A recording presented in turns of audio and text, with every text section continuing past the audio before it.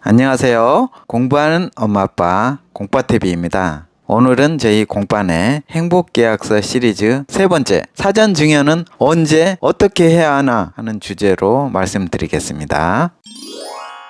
저희가 행복계약서 1편에서 우리 자녀들에게 대학교 학자금을 대출해 주었습니다. 저희는 그냥 주는 것이 아니라 대출입니다. 한 학기 500만 원 해서 4년 동안 대출을 받는다 하면 4천만 원을 저희가 대출해 줬고요. 직장 생활을 시작을 하면 그걸 다시 갚아야 하죠. 그런 다음에 본인이 저축한 만큼 최대 5천만 원까지 결혼자금이나 독립자금으로 다시 대출을 해주려고 합니다. 이런 다음에 결혼이나 독립을 하고 나서 대출을 받아갔기 때문에 일정 부분을 계속 상환을 합니다. 근데 요즘 많은 사람들이 절대 하지 말라고 하는 것이 있습니다. 그것은 바로 사전증여입니다.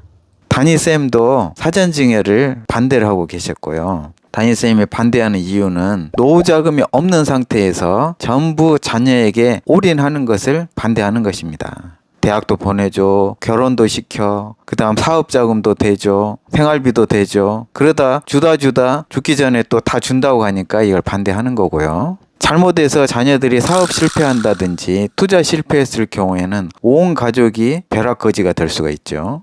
또한 요즘 부모를 나몰라 하는 자녀들이 너무 많습니다. 그래서 부모님들이 부양료 청구 소송을 하고 있는 경우도 엄청나게 많아지고 있고요. 이러한 것들이 아무 문제가 없다 하더라도 사전 증여하는 시기도 중요하다고 생각합니다. 부모님이 50대, 60대면은 한참 열심히 일할 나이고 그동안의 사회 경험을 토대로 해서 20, 30대 자녀들보다 5, 60대 부모님들이 투자하는 것이 성공할 확률이 높습니다. 무조건적인 사전증여는 좋지 않지만 공빠네가 사전증여를 찬성하는 이유는 자녀가 필요할 때 도움을 주어야 한다고 생각합니다. 그래서 부모의 재산뿐만 아니라 자녀들의 재산도 키울 수 있는 기회를 주어야 합니다. 그러기 위해서는 사전에 돈 공부를 철저히 시켜야죠. 아울러 사전 증여 시기가 굉장히 중요하다고 생각합니다. 자녀가 40대 중반 정도 되면 부모님의 나이가 70대 중반 정도 되리라 예상합니다. 자녀들이 40대 중반 정도 되면 사회생활이 한 20여 년 정도 했고요. 40대 중반이 가장 활발하고 왕성하게 활동할 나이입니다. 그리고 부모님의 나이 70대 중반은 이제는 어느 정도 마무리를 하고 정리하는 시기라고 할 수 있고요. 그래서 저희는 부모님의 노후 준비가 어느 정도 되어 있고 자녀들의 돈 관리 능력이 괜찮다. 그러면 사전 증여를 해야 한다고 생각합니다. 그러니까 공빠네 사전 증여는 무조건적인 사전 증여는 아니죠. 부모님의 노후 준비 오케이. 자녀들의 돈 관리 능력 오케이. 이러한 전제 조건이 마련되었을 때 사전 증여를 하자는 것입니다. 그때가 저희는 대략 부모의 나이 70대 중반으로 잡고 있고요. 그러면 그 사이에 우리 자녀들이 학교 다니면서 대출 받아서 직장생활 하면서 학자금 대출을 갚았고 그 사이에 본인들의 결혼자금이나 독립자금을 만들기 위해서 종잣돈을 모으는 훈련을 했고 또 그걸 토대로 해서 부모가 대출을 해준 다음에 그걸 또 열심히 상환을 했고 그 사이에 부모와 자식 간에 돈에 대해서 어느 정도 신뢰가 탄탄하게 쌓였을 것이고요. 그 과정에서 부모의 노하우를 자녀들에게 충분히 전달을 해서 자녀들의 돈 관리 능력, 돈에 대한 훈련을 충분히 했다고 할 수 있습니다. 공빠네는 아이들이 고등학교 시절부터 행복계약서로 계속 훈련을 했고요. 그런 다음 대학교 들어간 경우에는 학자금 대출을 받았고 직장생활 하면서 상환을 하고 또 본인의 독립자금을 열심히 저축을 한 것입니다. 그리고 결혼이나 독립을 한 다음에는 그 금액을 또 열심히 상환을 했을 것이고요.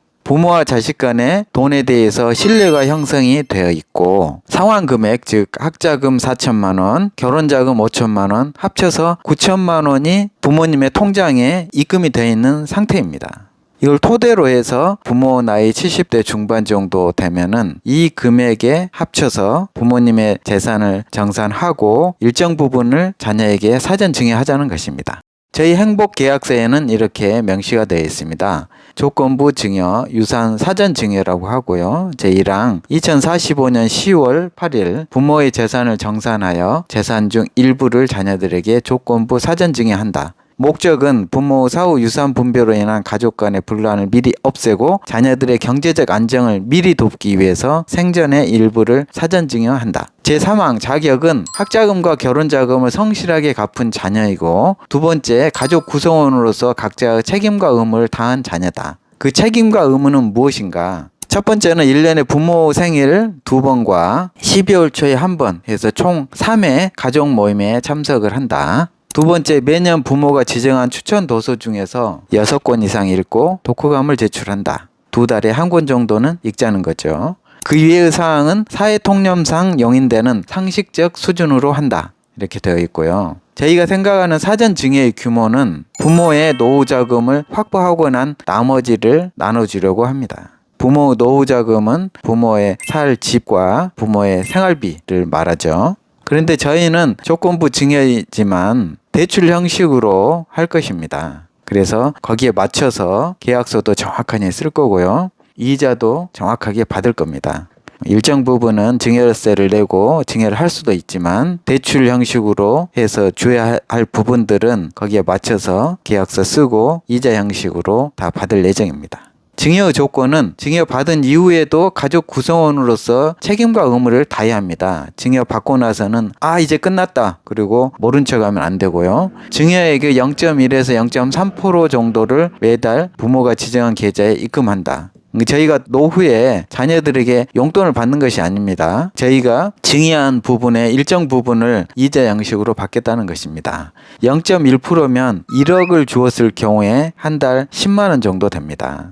이 정도는 충분히 줄 수 있지 않을까 생각을 하거든요. 제5항 증여의 취소. 만약 위 증여의 조건을 어길 경우에는 정부가 정한 국공채의 이율에 해당하는 이자를 소급 적용해서 증여된 재산에 합쳐서 즉시 갚는다. 이렇게 되어 있습니다.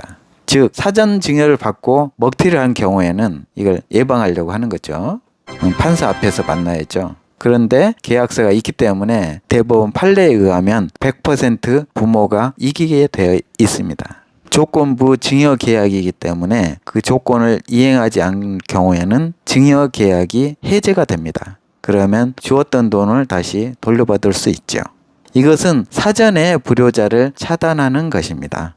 어떤 분들은 너무 빡빡하게 부모 자식 간에 계약서를 쓰고 어쩌고 저쩌고 귀찮다고 하는데 자녀들만 있을 때는 상관없습니다. 근데 자녀들이 배우자를 데려오고 자녀의 배우자들은 또 생각이 다를 수가 있습니다. 다른 환경에서 살아왔기 때문에 우리 자녀들과 똑같이 생각해서는 나중에 좀 후회할 일이 생길 수도 있거든요. 그래서 미리 사전에 차단하는 것입니다.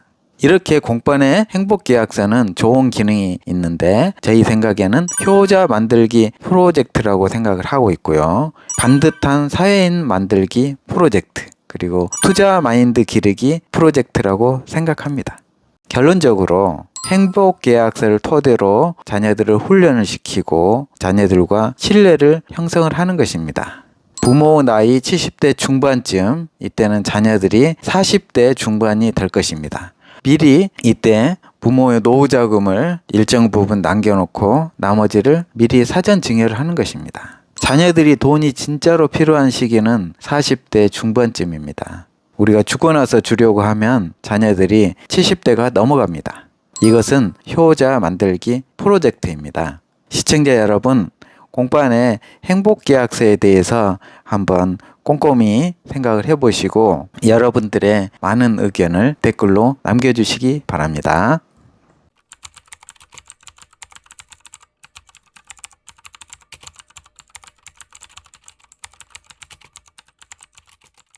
오늘도 긴 영상 함께 해주셔서 감사드립니다. 공파TV 구독, 좋아요, 알람 공유 많이 부탁드려요. 공파TV 시청자 여러분, 오늘도 복 많이 받으세요.